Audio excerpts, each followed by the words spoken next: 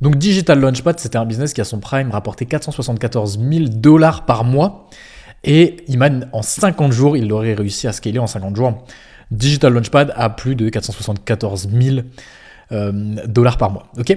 Alors qu'est-ce que c'est du coup ce concept de Digital Launchpad? C'est de vendre plusieurs programmes.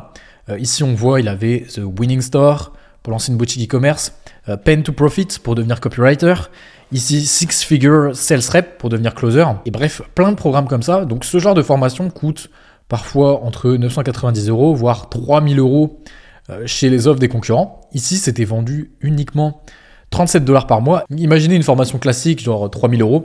Ici, j'en ai 10 qui sont inclus, par exemple, dans Digital Launchpad. Donc, ça fait plus de 30 000 € de valeur. Et tout ça pour uniquement 37 $ par mois. Et donc, ce qui est en fait hyper irrésistible comme offre. Et surtout pour des personnes qui n'ont pas forcément des milliers à investir dans des offres high ticket, etc. Donc là, c'est un programme qui cible majoritairement des personnes qui sont débutants, étudiants, etc. C'était la cible en fait de cette offre Digital Launchpad. Et donc, c'est parfait pour eux, une offre accessible de ce type, tout en ayant énormément de valeur avec l'ensemble des programmes qui normalement seraient vendus 1500, 2000, 3000 € chez les offres des concurrents. Et quand j'avais 20 ans ou 21 ans, je sais plus, avant que je lance mon business artisan accélérateur, qui était une décision bien plus intelligente que de faire ces trucs-là. Donc ce que j'ai fait, c'est que j'ai lancé un business de ce type en abonnement, où j'allais vendre plein de programmes et vendre directement en abonnement et créer cet énorme écart et vouloir gagner de l'argent sur la durée. Donc au début, j'avais appelé ça Young Asset et ensuite je suis passé sur Easy Free et je vendais ça du coup 47 € par mois. Alors c'était sur School, donc du coup 47 $ par mois. Et l'objectif, c'était de faire en fait comme Digital Launchpad, donc plein de programmes et donner ça par mois et faire que les gens restent abonnés. Ok. Et là, je me suis dit putain, ça va exploser. Donc des offres que normalement je pourrais vendre genre 900 €, voire même 3000 € en high ticket. Et là, je vais vendre ça en abonnement à 47 € par mois. Personne faisait ça et je me suis dit que j'allais complètement retourner le game. Et premier mois, du coup, assez rapidement, j'ai réussi à rassembler 87 personnes. Donc 87 fois 47 $ par mois, ça fait 4000 $ par mois. Donc à peu près 3500 € par mois. Ok. Plus j'avais aussi l'affiliation. Du coup, à l'intérieur de toutes les personnes qui rentraient, je renvoyais vers des liens d'affiliation, et enfin bon bref, ça me rapportait un petit peu. Et on pourrait se dire, bon bah ok, c'est sympa, 3500 € par mois, bon pour un petit business. Il y en a plein qui aimeraient bien, qui aiment bien avoir ça. Mais après, du coup, les problèmes ont commencé. C'est parce que au bout d'un mois, je me suis rendu compte que du coup, du mois à l'autre, tout le monde s'est désabonné. Donc en gros, les clients, ils restaient juste un mois. Donc ce qui veut dire que par client, sur la durée de vie d'un client, je gagnais uniquement 47 $. Donc genre 40 € à peu près. Donc bon, c'était vraiment pas terrible. Et normalement, un business en abonnement, le but de vendre ça à 37 $, 47 $ par mois, le but c'est d'avoir les personnes qui restent abonnées le plus longtemps possible. Et c'est sur la durée, en fait, avec l'abonnement que je gagne de l'argent. Sinon, si les personnes se désabonnent, autant que je vende ma formation 990 € ou 2000 € et que je collecte le plus de cash possible dès le début. Enfin, j'ai tout intégré plutôt à vendre 990 € la formation et générer direct 990 € que de vendre à 47 $ par mois en me disant ouais mais le client il va rester 24 mois, je vais gagner plus de 1000 € et tout. Non, parce que tout simplement il restait abonné que un mois. Et de cette expérience que j'ai eue, je vais vous expliquer comment est-ce qu'on vend réellement de l'abonnement et comment est-ce qu'on fait pour garder les personnes abonnées et le problème de ce business. Ce que vous devez comprendre aussi, c'est que déjà quand je vends une offre, je vends de la valeur, ok ? Je vends de la valeur que mon client va obtenir et je viens lui proposer un prix. Et mon but, c'est toujours de montrer comme quoi la personne obtient plus de valeur que le prix pour lequel elle paye. Ok ? C'est fondamental de faire ça. Maintenant, ce qu'il faut comprendre, c'est que quand je vends de l'abonnement, je ne vends pas juste à l'instant T, ok ? Donc c'est cet écart qui justifie l'achat, mais je dois le vendre et je dois le maintenir en fait sur le long terme. Problème, si la valeur diminue et arrive au point où le prix n'est plus justifié, que pour mon client, il obtient plus assez de valeur pour justifier le prix, ok ? À ce moment-là, le client churn et se désabonne. Le problème des infoproduits et des formations en ligne et tout ça, c'est que à moyen long terme, la valeur tend à diminuer. Donc en fait, ça fait un petit peu cette courbe. Pourquoi ? Parce que une fois que vous avez acheté une formation, et peut-être si vous avez déjà acheté une formation, vous vous en rendez compte, c'est qu'une fois que vous avez consommé les modules, une fois que vous avez implémenté, si je vous dis, si par exemple je vous vends une formation à 900 € et que vous avez déjà implémenté, consommé les modules et que je vous dis vas-y repaye pour avoir accès à la même chose, vous n'allez pas repayer puisque vous avez déjà consommé, implémenté, peut-être même que vous ne les regardez plus du tout les modules de formation. Donc en fait, ça, le le produit, l'offre, elle perd de la valeur. Et problème de ce business, Young Asset, ma merveilleuse création, c'est que en fait, j'ai amené plein de programmes de formation qui vont perdre de la valeur au fur et à mesure. Deuxième problème, c'est un business en abonnement, c'est-à-dire que le client va continuer de devoir payer 47 € par mois, 47 € par mois, 47 € par mois, 47 € par mois, et voici tout simplement ce qui va se passer. L'ensemble des programmes, du coup, ils vont perdre de la valeur. La personne va avoir moins de valeur tout simplement dans l'offre, mais elle va devoir continuer à payer les 47 € par mois, et du coup, elle va se désabonner. Et c'est le principal problème, en fait, de vendre de l'infoproduit en abonnement, parce qu'un business en abonnement, ça se vend tout simplement, c'est sur le long terme. Ok. Alors Iman, pour pallier à ça, ce qu'il faisait, c'est qu'en fait tous les mois, il allait release un nouveau programme pour garder les personnes abonnées et que les personnes aient envie d'accéder au nouveau programme. Et pour tous les nouveaux clients qui arrivaient, c'était pareil, donc c'est-à-dire que ils arrivaient au mois 1 et par exemple au mois 2, ils allaient débloquer un nouveau programme, et plus ils restaient longtemps, plus ils allaient débloquer des programmes. Donc genre si tu restais jusqu'au mois 2, tu avais Winning Store, jusqu'au mois 6, tu avais Pen to Profit, etc. C'est pour faire en sorte que à chaque mois, il y ait un nouveau programme et que les personnes voient de la valeur dans le nouveau programme et continuent de rester abonnés. Ce qui est pas mal, c'est une technique pour retenir l'utilisateur, sachant que du coup, le programme 1 va perdre de la valeur, mais je le remplace par le programme 2 qui va perdre de la valeur aussi, mais du coup, le programme 3 le remplace et je continue comme ça et je tiens comme ça et je fais rester les personnes comme ça. Le problème, c'est que de 1, ça demande énormément d'énergie de faire ça. Si vous avez déjà créé une formation, je pense que vous le savez, il faut créer les modules, il faut tourner, il faut éditer les contenus. Ici, lui, c'est peut-être pas lui qui le fait, mais genre, faut orchestrer le truc, etc. Et puis, normalement, quand je veux une formation, du coup, c'est bon, j'ai fini de créer ma formation, je peux aller la vendre et j'ai plus forcément, peut-être je vais améliorer le produit, mais j'ai plus forcément besoin de vraiment y revenir. Mais là, en fait, tous les mois, il faut revenir et recréer à nouveau des nouvelles formations, des modules de formation, etc. Et c'est juste super compliqué. Et en fait, c'est un petit peu un Netflix, quoi. C'est niveau Netflix, ce type de production, comme Netflix, il doit faire des séries, etc. Constamment, il faut créer des nouveaux programmes.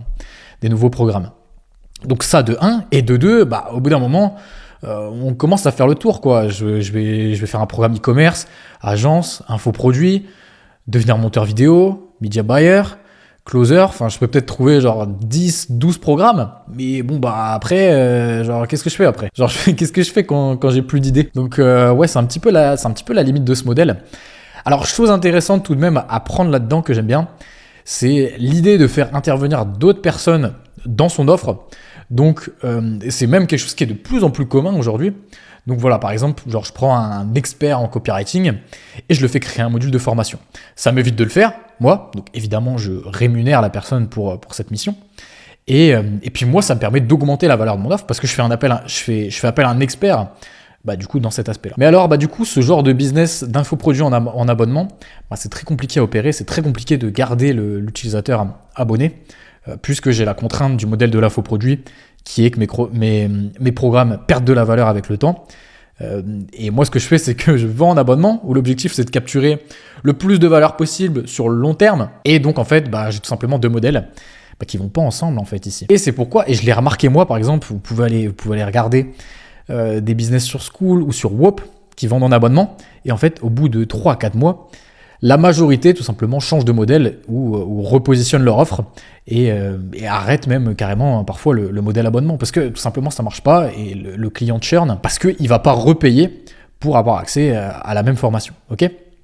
En revanche, ce qui est sympa avec ça, c'est que je vais avoir énormément d'utilisateurs qui vont acheter mon offre. Et en fait, c'est facile de faire acheter parce que je vais amener une valeur tellement énorme et proposer un prix faible. Il y a tellement un énorme écart entre la valeur et le prix que les personnes vont vouloir acheter. Et ce qui fait que, c'est pour ça en fait, j'imagine la justification de pourquoi est-ce que Iman il a réussi rapidement à générer quasiment 500 000 € par mois. Et c'est pourquoi moi aussi j'avais réussi sans jamais avoir vendu d'offres à des débutants. J'ai toujours vendu des offres B2B sans avoir de communauté ni rien, que j'ai réussi à faire quand même rapidement 3 500 € par mois. Pourquoi ? Parce qu'en fait l'offre elle est vraiment irrésistible, quoi. Donc c'est facile de faire adhérer des personnes, mais c'est compliqué de garder les personnes abonnées. Parce que je vais commencer à présenter toute la valeur qu'il y a de l'ensemble des programmes, etc.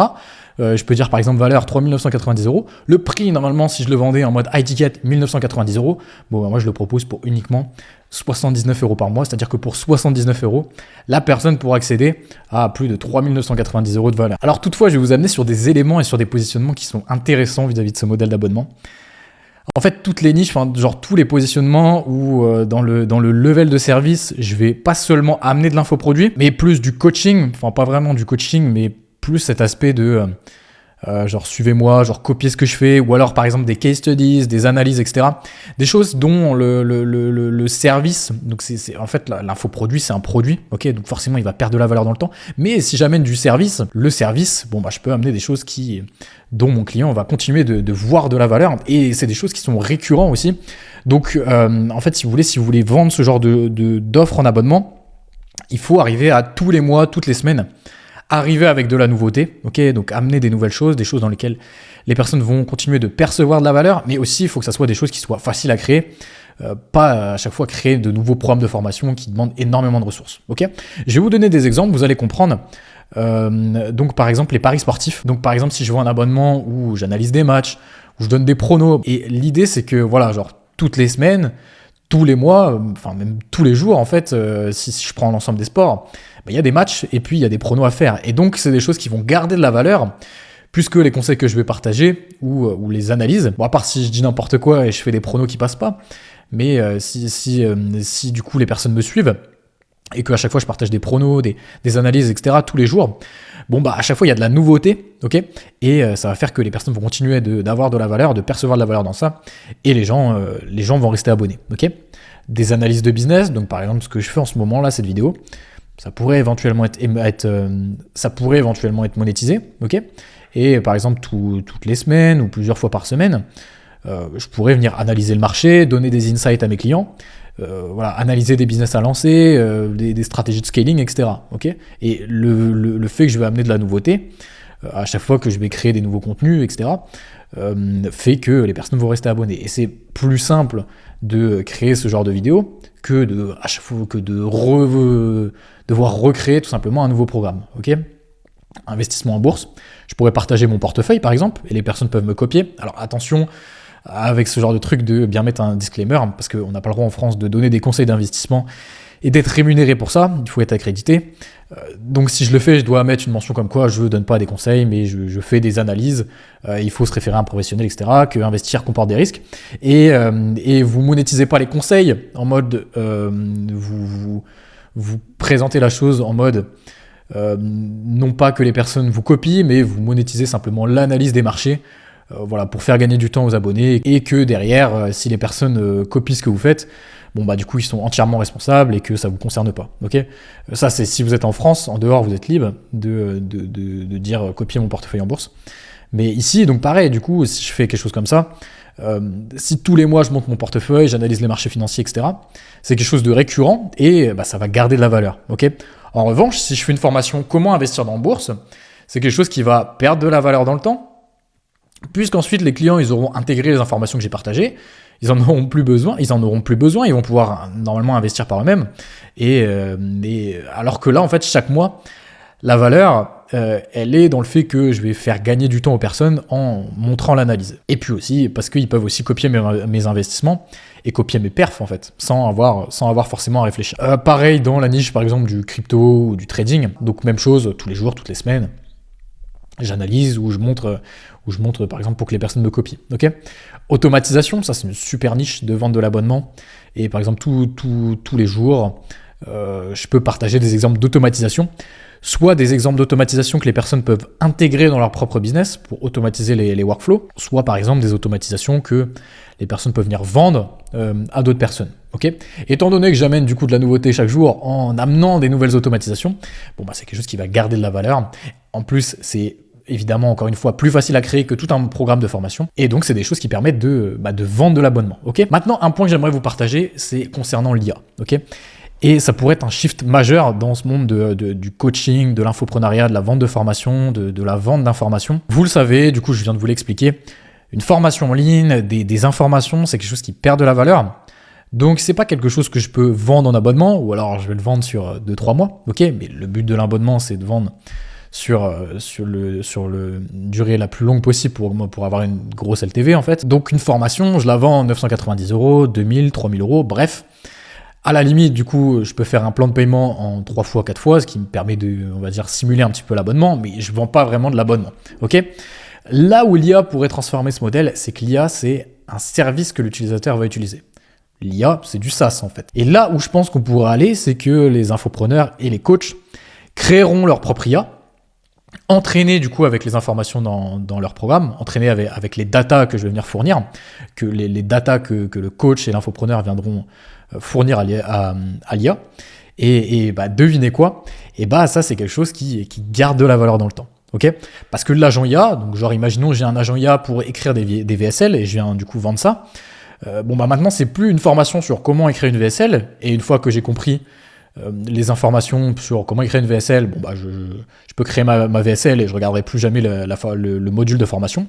Là c'est pas pareil, parce que là c'est un agent IA qui va venir écrire ma VSL, donc peut-être que je vais en avoir besoin à l'instant T, mais peut-être que je vais réécrire une nouvelle VSL, donc peut-être le mois prochain, je vais à nouveau utiliser cet agent. Dans 2 mois, dans 6 mois, peut-être qu'en fait, j'en aurai toujours besoin. Ok, tant qu'il m'écrit des bonnes VSL, d'accord. C'est dans ça qu'en fait, on va percevoir que le client va percevoir la valeur. Ok. Et en fait, ça, c'est un shift énorme, parce que ça pourrait transformer le marché de l'infoprenariat en le faisant passer d'un business one-shot vers un business en fait qui permet de générer des revenus récurrents. Ok, donc là où avant je vendais par exemple 990 € ma formation, peut-être qu'en fait là je pourrais venir vendre l'agent IA pour 99 € par mois. Ok, là où je vendais une offre à étiquette à 3000 €, je vendrais peut-être mon IA à 250 € par mois. Et je pense personnellement qu'on va aller de plus en plus vers ça.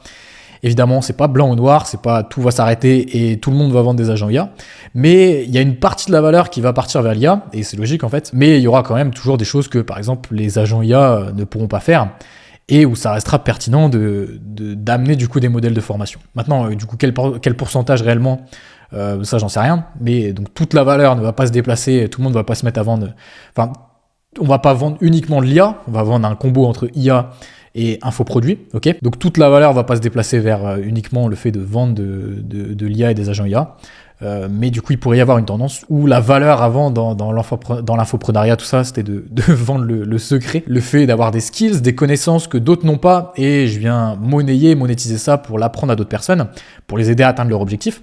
On pourra aller de plus en plus vers des agents IA qui sont entraînés du coup sur les datas, sur ces secrets, ok. Et ces agents qui vont venir exécuter, et je vais aider mes clients tout simplement à exécuter grâce à ça. Ok. Et donc on aurait, par exemple, c'est Hormozy, des infopreneurs, des coachs, qui vendent non plus uniquement que des formations, mais qui vont venir ajouter aussi des agents IA. Et pour finir sur Digital Launchpad, donc pour ramener des utilisateurs, donc surtout ce qu'il a fait Iman, moi je pense que c'est ce qui a fait la réussite de ce business, c'est un programme d'affiliation. Donc en fait, il donnait 40% à chaque affilié qui a ramené quelqu'un, donc 100 x 37 x 40%, ça fait 1500 € par mois, ce qui est intéressant. Et le programme d'affiliation, c'était pas un programme classique. L'idée, c'était d'utiliser le contenu d'Iman et de créer des shorts, des vidéos courtes, etc. Et puis de ramener des utilisateurs. Donc directement, d'aller créer un lien d'affiliation, créer ensuite des pages Insta, YouTube, TikTok, clipper du coup les contenus et renvoyer en fait vers la page d'inscription de Digital Launchpad. Okay. Et là où ça change d'un programme classique, c'est qu'un programme d'affiliation, normalement, ça consiste à créer du contenu, renvoyer vers des liens d'affiliation. Là, pas besoin de créer du contenu soi-même. Donc, en plus, on a contenu infini. Donc, Iman, il devait donner accès à un drive. Donc, on n'a pas cette contrainte de devoir créer du contenu, etc. Chose qui prend du temps, de devoir filmer, etc. Là, simplement, on va faire des montages vidéo. En plus des montages vidéo, c'est quelque chose qui est accessible à tous. Pas besoin de montrer son visage, une grosse contrainte pour certaines personnes. Ici, du coup, ils n'ont pas besoin de filmer eux-mêmes les vidéos. Ils vont utiliser le contenu d'Iman, utiliser son image, et aussi pas besoin de créer un business, puisque c'est Iman qui gère le business. Et ça fait en fait qu'il y a énormément de personnes qui ont adhéré à ça et qui ont été prêts à devenir affiliés. Okay, et si bien qu'en fait, au final, peut-être que le meilleur business dans Digital Launchpad, pour toutes les personnes qui rejoignaient Digital Launchpad, peut-être que le meilleur business pour gagner de l'argent, c'était pas de suivre Winning Store ou Pen to Profit, etc., de lancer un business, mais ça devenait en fait plus rentable de juste être affilié et ramener des personnes vers Digital Launchpad. Et donc ensuite, chaque personne qui rentre dans le programme était invitée à devenir affilié. Donc on se rapproche d'un modèle de MLM, du modèle pyramidal, et qui permet de grossir hyper vite, mais qui a un problème. C'est que si les anciens clients ne financent pas l'arrivée des nouveaux clients, le modèle s'effondre. Et donc ce qui se passe au début, donc il ramène des users, il commence à avoir des affiliés, il fait grossir sa base de clients, grâce à ce principe de valeur que je vous expliquais, ce principe de valeur énorme par rapport au prix. Donc il a un business qui explose, 500 000 € par mois de MRR, des affiliés qui gagnent de l'argent, sauf qu'après les limites du modèle, où les clients se désabonnent, plus le fait qu'il a complètement essoré le marché, donc il y a moins en moins de personnes qui s'abonnent, plus de churn que de nouveaux clients, des affiliés qui gagnent de moins en moins d'argent, et puis bah, tout le modèle s'effondre en fait. Donc maintenant quand même, c'est quand même un business qui a dû ramener plusieurs millions, je pense, à voir combien est-ce qu'il s'est mis vraiment dans la poche en termes de profit, parce qu'il fallait payer les affiliés, du coup 40%. Il lançait des ads aussi, faible LTV quand même sur ce genre de business, payer les équipes, payer les intervenants qui viennent créer du coup les programmes. Donc aujourd'hui, il a arrêté cette offre, donc je pense que c'était pas réellement viable économiquement. Enfin, genre, il gagne plus à faire autre chose à côté. Mais donc, bah voilà, Digital Launchpad, ce genre de business, il est intéressant si vous arrivez à amener constamment de la nouveauté pour faire consommer le produit encore et encore, voilà, mois après mois, semaine après semaine, et aussi que c'est simple pour vous d'apporter cette nouveauté, de créer du nouveau contenu. Donc, ce que je vous ai montré, paris sportif, bourse, trading, tout ça. Sinon, c'est assez compliqué. Okay, peut-être si vous êtes débutant, ça peut être intéressant comme starter, okay, comme moi j'avais fait du coup avec Young Asset, Easy Free, pour vous aider à générer rapidement des premiers revenus grâce à cet écart énorme entre la valeur et le prix. Mais très vite, en fait, vous allez devoir pivoter et changer le modèle pour que ça reste viable et rentable pour vous, parce que sur la durée, tout simplement, les personnes vont se désabonner. Et puis, on a vu aussi le shift probable avec l'IA, donc l'IA qui va permettre de passer de produits, infoproduits, vers services, et donc revenus récurrents, et donc le programme d'affiliation. Okay, donc voilà, j'espère que cette vidéo vous aura plu, que vous allez pouvoir appliquer ou reprendre certains points dans votre business, et merci beaucoup pour votre attention, et on se retrouve dans une prochaine vidéo. Ciao.